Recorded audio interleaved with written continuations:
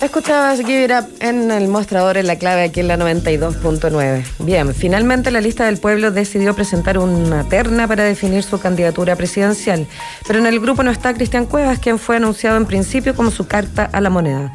Los nombres elegidos son Soledad Mella, Diego Ancalao e Ingrid Conejeros, quienes, según un comunicado de la agrupación, tuvieron la humildad y nobleza de poner las necesidades del pueblo por sobre sus intereses personales.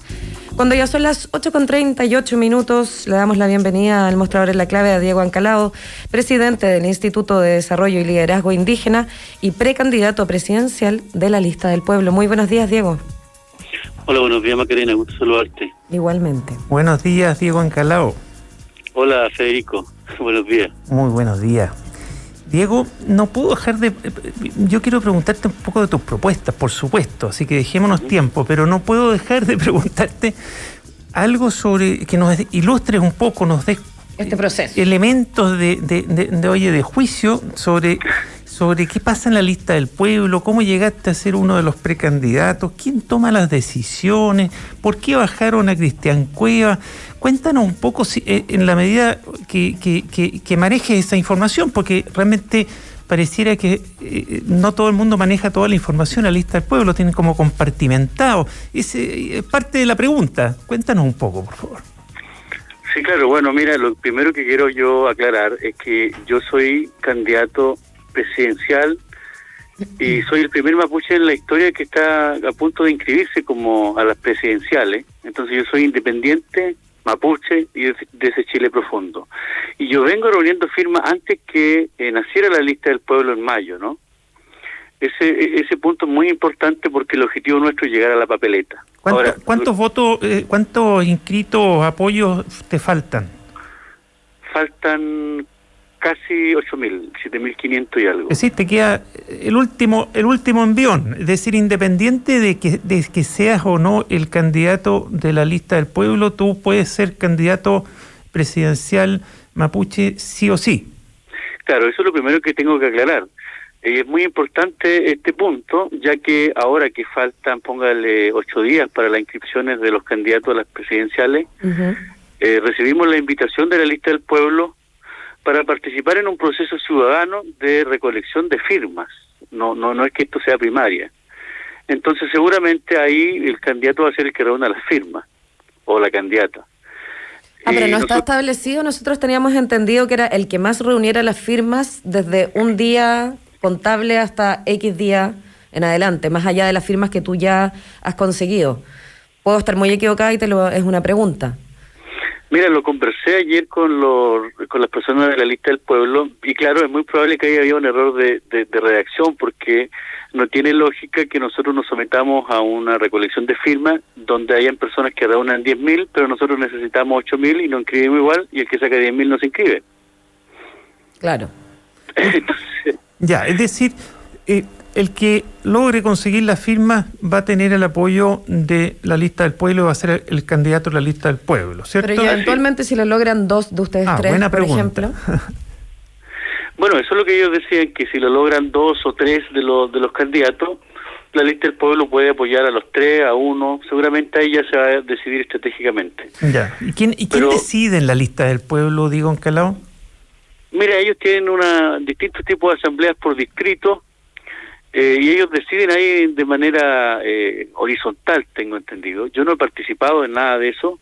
A mí me invitó el comité directivo de la Lista del Pueblo, enviaron un correo electrónico en el que decían que reconocía la trayectoria social como dirigente, como líder mapuche, y de acuerdo a eso ellos me invitaban a formar parte de este proceso, y nosotros lo consideramos importante y decidimos unirnos porque los independientes tienen que unirse para poder enfrentar en conjunto la hegemonía de los partidos políticos. Y ese fue el principio fundamental de ingresar a participar en este proceso, que es muy corto y que es un poco difícil que todo logre las firmas. Entonces, en 8 días. Entonces podríamos dejarlo como una figura, a mi entender, de que tú vas como independiente sí o sí con el apoyo de la Lista del Pueblo. Esa sería la figura en tu proceso de precandidatura. Exactamente, sí, eso es lo más cercano a la realidad, sí. Perfecto. Diego Ancalao, me gustaría te iba a seguir preguntando sobre la lista del pueblo para entenderla, pero veo que no tampoco lo manejas tú. Entonces, ¿para qué seguimos por ahí? Te iba a preguntar por qué había quedado fuera Cristian Cuevas. No sé si lo sabes. Mira, lo que pasa ahí es que yo creo que la lista del pueblo se dio cuenta que que el problema no es el candidato, sino el problema del proceso de selección. En una asamblea donde votaron 70 y tantas personas y donde casi ganó la abstención. Entonces, se parecía un poco a cómo los partidos políticos eligen sus candidatos, y por eso yo siento que ellos decidieron cambiar el procedimiento de selección, hacerlo un poco más ciudadano, donde las personas de todo el país tengan la posibilidad de patrocinar a alguien, y ahí van a ser miles de patrocinios y no votos de una asamblea. Yo creo que en esa línea ellos lo plantearon. Lo que tengo entendido que se lo comunicaron al candidato anterior, quien no quiso participar del proceso, y él quedaría fuera de la ecuación, pero ese es un tema, digamos, anexo a lo importante. O sea, se le invitó y él se restó de esta figura de nombres elegidos para esta... Claro, ahí era él o nadie. Entonces, como se amplió el tema, seguramente él decidió quedar fuera del proceso. Diego Ancalao, hablemos ahora un poco de lo que alcancemos, ¿no? De tus propuestas. ¿Cuáles son tus principales propuestas? ¿Por qué te presentaste de candidato independiente y quieres estar en la papeleta a la candidatura presidencial? Tú algo mencionaste al comienzo, que serías el primer candidato mapuche en la historia de Chile. ¿Eso es lo que te motiva o te motiva algo más de fondo? ¿Cuáles son tus principales propuestas? Bueno, primero la motivación nace justamente de que nosotros vemos que Chile tiene heridas muy profundas que no se han resuelto en más de 100 años, como es la pobreza, la desigualdad y la exclusión de todos los pueblos originarios en Chile. El pueblo mapuche tiene 140 años de exclusión. Nunca en 140 años un representante de nuestro pueblo ha tenido la oportunidad de participar en el debate presidencial y ser siquiera candidato. Pero estas heridas de pobreza y desigualdad hay que resolverlas donde se toman las decisiones. Entonces, esta candidatura nace para sanar esta herida de desigualdad y pobreza, porque los que la hemos vivido somos nosotros. Entonces, hemos llegado a la conclusión de que ya llevamos 140 años esperando que nos resuelvan el tema, entonces tenemos que resolverlo nosotros mismos. Eso es lo que creemos y eso es lo que ha demostrado el estallido social, que sin estallido social no habría convención constitucional, por ejemplo, no habrían cupos reservados por pueblo originario en esta convención. Entonces estamos obligados a llevar adelante este proceso para no solamente resolver la desigualdad económica, sino que también la desigualdad en la distribución del poder político y la desigualdad que el Estado tiene en el trato con los pobres, con los indígenas, con las mujeres, con la diversidad sexual, y para eso hay que estar en ese espacio en el cual se toman las decisiones. Y eso es el objetivo. Ahora, las propuestas, fundamentalmente la columna vertebral de nuestra propuesta es el entender los derechos de la naturaleza como uno con los derechos de la persona, lo que para nosotros es la ñuque mapu y lo que se traduce como el comemoñén, el buen vivir. Entender esto es lo que permite la preservación de la especie humana, porque el modelo actual lo que pone en el centro del desarrollo y la utilidad económica de un grupo de personas por sobre la naturaleza, por sobre la vida de la naturaleza y por sobre la dignidad de las personas. Y eso hay que cambiarlo, hay que cambiar esa forma de entender el desarrollo, porque si no, lo que ocurre es que se sigue destruyendo la naturaleza, se siguen secando los ríos, y los que pagan el precio al final es la especie humana, es la persona, y todo esto nace, o por lo menos se permite, desde las decisiones que se toman en el Estado y que le ha tomado la partidocracia hace muchos años, y esa partidocracia es la que está siendo derrotada por la ciudadanía actualmente. Son las 8:46, conversamos con Diego Ancalao, presidente del Instituto de Desarrollo y Liderazgo Indígena, precandidato presidencial independiente y con el apoyo de la lista del pueblo. Lo presenté así después de tu respuesta, me parece que es más claro y más amplio. Diego, ¿cuáles serían los ejes en torno a lo que estás diciendo de este principio madre, digamos, de tu candidatura, este derecho de la naturaleza en asociación y consentimiento con las personas y no uno por encima del otro, o sea, olvidar un poco esta idea del antropoceno quizás, ¿no? Que se me vino ese concepto a la cabeza. Pero en lo concreto, ¿cuáles son algunos de los ejes o los más relevantes que te interesaría destacar de tu candidatura? Lo primero es las leyes de protección de la naturaleza, así como existen en Nueva Zelanda, personalidad jurídica para los ríos como un sujeto de derecho vivo, lo mismo para las montañas como eje fundamental, entregar este estatus jurídico de protección un poco más profundo de lo que se ha hecho ahora, y también creemos que hay que cambiar la matriz productiva del país. El economista Luis Rasoto, que es uno de los teóricos e intelectuales de la economía cooperativa y solidarista, está en nuestro equipo programático, y entonces estamos muy de acuerdo en que debe cambiar la matriz productiva. El Estado tiene que tomar un rol importante en el desarrollo económico, no dejar el desarrollo del país en manos de privados, no seguir privatizando los problemas públicos. Creemos además que es muy importante que se nacionalicen recursos que son muy importantes como el agua, que eso debe ser de todos los chilenos.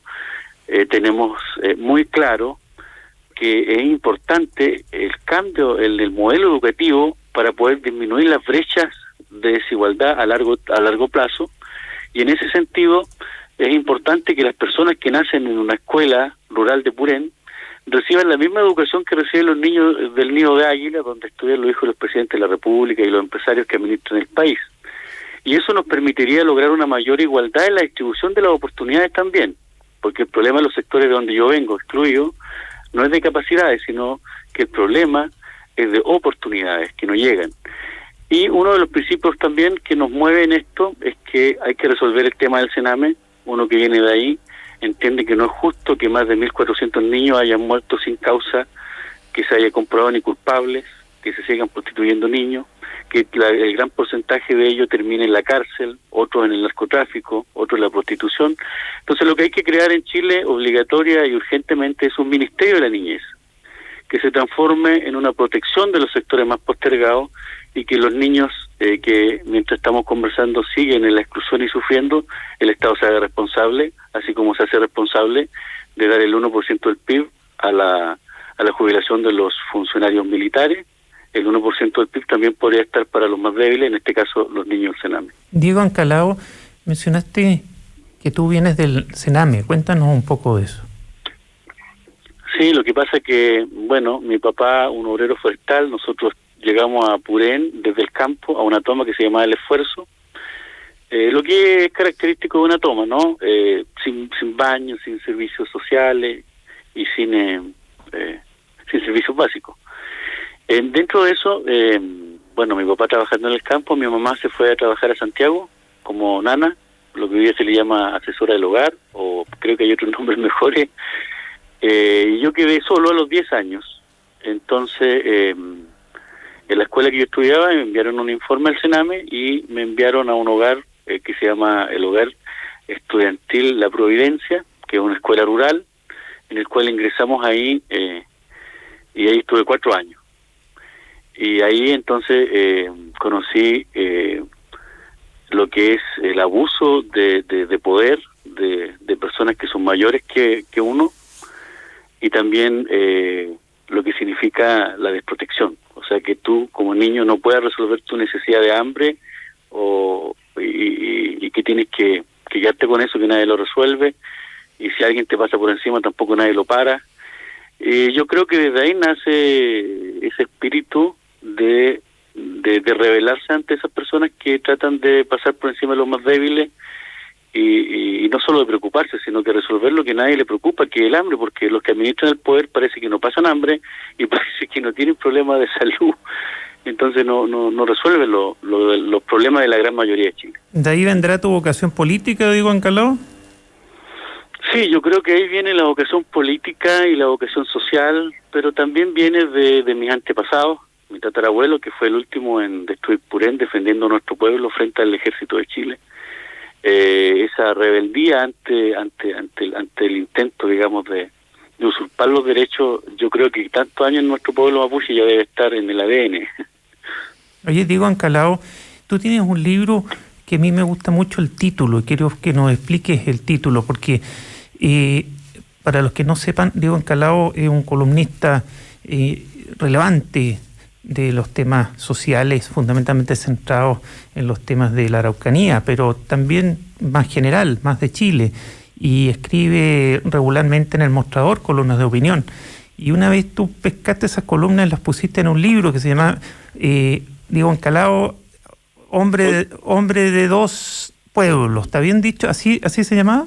De dos naciones. De dos naciones. ¿Por qué no nos explicas por qué le pusiste así al título y por qué te representa eso?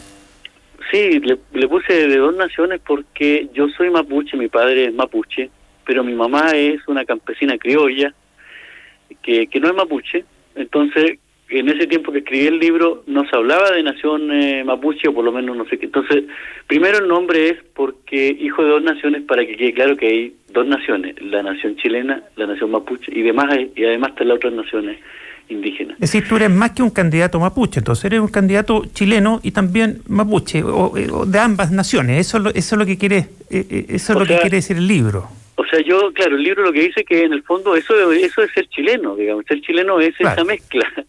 Esa mezcla de dos naciones es justamente ser chileno. Ser mestizo, somos todos mestizos, o sea, la realidad. Exactamente. O sea, claro, yo digo que me encuentro en la siguiente situación, que soy muy mapuche para ser chileno y muy chileno para ser mapuche. Es una buena manera de decirlo. Y resulta que así es como se siente la gran mayoría, sin identidad de Chile, y que no es tan aceptado por su raíz mapuche, pero que tampoco es aceptado por los chilenos. Entonces, esa es la identidad que nosotros estamos representando y que en el fondo hay que fortalecer, ¿no? Claro, y ahí se relaciona con una de las bajadas de tu página, diegoencalado.cl, donde también se puede patrocinar y todo el proceso en el que estás, en el que una de las frases que yo destaco es esta que dice: en nuestro país muchos viven en condiciones indignas que nadie se merece. Los pueblos originarios, los mestizos y los pobres somos una realidad que muchos ignoran o simplemente no quieren ver. ¿Cuál es el trabajo? O sea, nos has dicho varios lineamientos, pero en lo concreto, ¿cómo se puede avanzar? Porque pasa mucho, Diego, en estos procesos de campaña que uno escucha y dice, todo me hace mucho sentido, pero ¿cómo se baja la realidad cuando el día a día, cuando otra cosa es con guitarra? Uno de los dichos que puede graficar mi pregunta es ¿cómo se puede avanzar en estos procesos para salir de cosas que tenemos encriptadas hace tantos años? O sea, lo primero para nosotros es que hay que cambiar la infraestructura política que genera la desigualdad.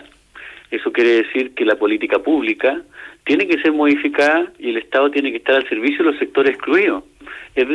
Con esto quiero decir que hay tres formas, por ejemplo, de resolver la pobreza según el informe del Programa de las Naciones Unidas para el Desarrollo, Origen de la Pobreza.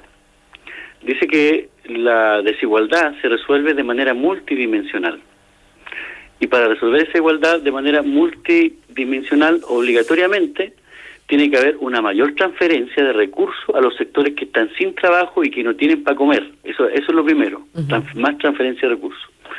Lo segundo que habla es que el otro ingreso directo para resolver la pobreza es aumentar la cantidad de ingresos, los sueldos de las personas. O sea, el sueldo mínimo te permite vivir en pobreza y el sueldo mínimo tiene que ser un sueldo ético que te permita trabajar y no vivir en la pobreza. Esa es la segunda medida. Y la tercera medida que propone en este caso el PNUD es que la seguridad social, en términos de pensiones, tiene que servir para que los adultos que jubilan no jubilen en la extrema pobreza, y eso tiene que aumentar, y eso quiere decir entonces que hay que cambiar estas tres formas que permitan resolver estos tres problemas: aumentar las pensiones para que las pensiones sean dignas, que el sueldo sea ético, y aumentar el porcentaje en el presupuesto público para que haya transferencia directa a los sectores que no tienen para comer ni donde vivir y que están en las tomas. Y eso tiene que ver entonces con modificar sistemas de construcción de viviendas sociales, con que bienes nacionales, los terrenos que tienen en manos de los militares, los pase a mano entonces del Ministerio de Vivienda para que ahí se le construyan a la casa a las personas que están en toma. Todo eso se puede hacer. No se ha hecho en estos más de 100 años porque no hay voluntad política, porque no es un objetivo central de los que practican la política, porque ellos hablan del pueblo, pero al final no les gusta que los plebeyos entren a tomar decisiones. Esto es una política, una casta bien parecida a la realeza. Pero bueno. Eso es por el momento. Diego Ancalao, tú eres presidente del Instituto de Desarrollo y Liderazgo Indígena. ¿Cuáles son tus propuestas para el desarrollo de la Araucanía? Propuestas en general, yo sé que es un tema muy complejo, no hay tiempo para desarrollarlo mucho porque nos quedan pocos minutos, es multifactorial, multisectorial, es una pregunta inabarcable, por eso lo quiero centrar más en el modelo de desarrollo que tú aspiras que tenga la Araucanía y que pueda ser parte de la solución. O sea, la Araucanía, yo diría Gualmapu o la macroregión esta que llaman... lo primero es que las forestales que están instaladas en 3 millones de hectáreas ahí paguen los impuestos territoriales que deben, porque esos pagos van directamente a los municipios. Lo segundo, que incluso un libro de descentralización explica que justamente las zonas de sacrificio que le llaman, que son Arauco, Malleco y toda esta región más pobre de Chile, se le llama zona de sacrificio, y el Estado, en el ingreso per cápita que tienen estas regiones, es de los más bajos del país. O sea, es muy raro que las regiones más pobres tengan aporte del Estado en un per cápita mucho menor que otras regiones. Entonces es otro tema que hay que resolver. Y lo otro que hay que cambiar es el sistema de tributación, donde las empresas que tienen casas centrales en Las Condes, Vitacura, no paguen el impuesto ahí y no acrediten como sucursal donde hacen la explotación y que paguen ahí los impuestos. Pero más allá de eso, es muy importante que Chile tenga inversión en desarrollo y talento humano y tecnología y no seguir destruyendo la naturaleza para generar desarrollo económico o crecimiento económico para poco. Aquí tiene que haber una mayor distribución del ingreso y eso también tiene que partir por la tributación, que paguen los impuestos los que los deben. Y respecto propiamente de la Araucanía, bueno, mencionaste lo del pago de los impuestos de las forestales, en fin, pero ¿dónde centrarías la puntería en el modelo de desarrollo? ¿En el turismo quizás? Ah, sí, claro, o sea, como el cambio de la matriz de desarrollo, ¿sí?